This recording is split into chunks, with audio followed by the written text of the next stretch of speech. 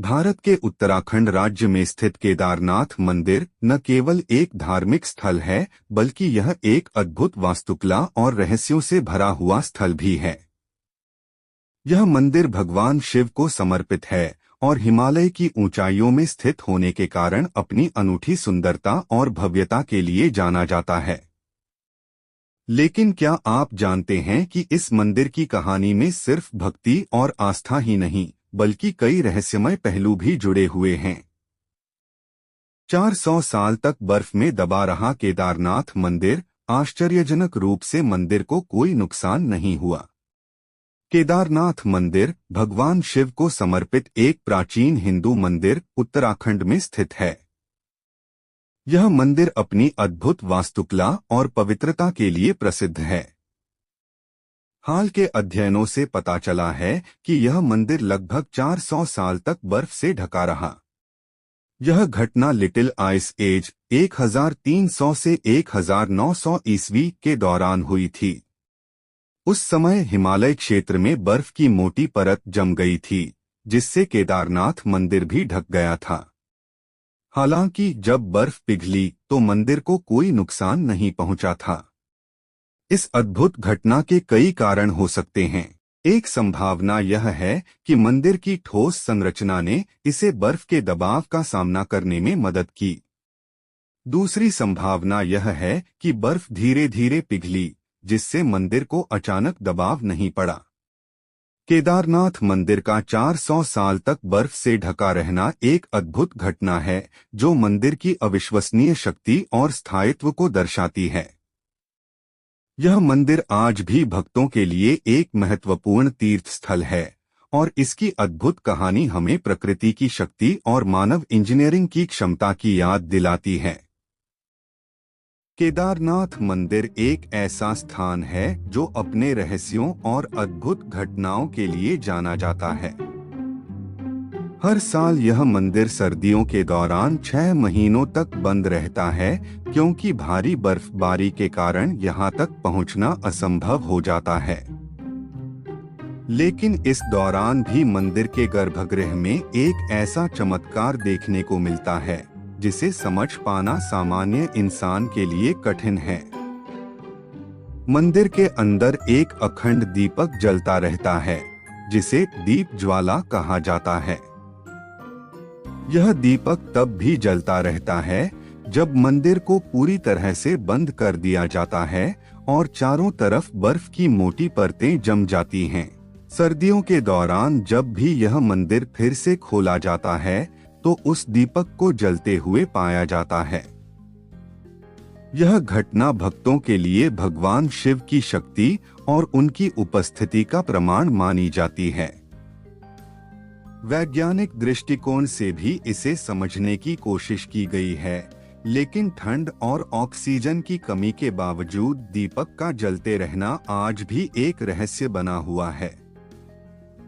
यह अखंड दीपक भक्तों के विश्वास और आस्था को और भी मजबूत करता है और इसे भगवान शिव की दिव्य शक्ति का प्रतीक माना जाता है। यह अद्भुत घटना न केवल धार्मिक दृष्टि से महत्वपूर्ण है, बल्कि इसे देखने के बाद हर कोई यह मानने पर मजबूर हो जाता है कि इस संसार में कुछ बातें ऐसी हैं जो इंसानी समझ से परे हैं।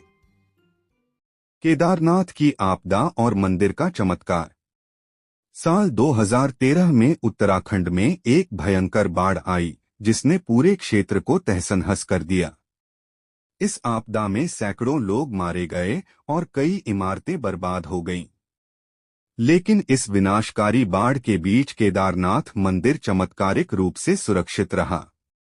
यहाँ एक बड़ी चट्टान, जिसे भीमशिला कहा जाता है, मंदिर के ठीक पीछे आकर रुक गई, जिसने मंदिर को बाढ़ के तेज बहाव से बचा लिया। यह घटना आज भी लोगों के लिए एक रहस्य और भगवान शिव की कृपा का प्रमाण मानी जाती है। केदारनाथ मंदिर में पुजारी को स्थानीय रूप से रावल कहा जाता है, मुख्य रूप से दक्षिण भारत के कर्नाटक राज्य से संबंधित वीरशैव लिंगायत समुदाय से होते हैं।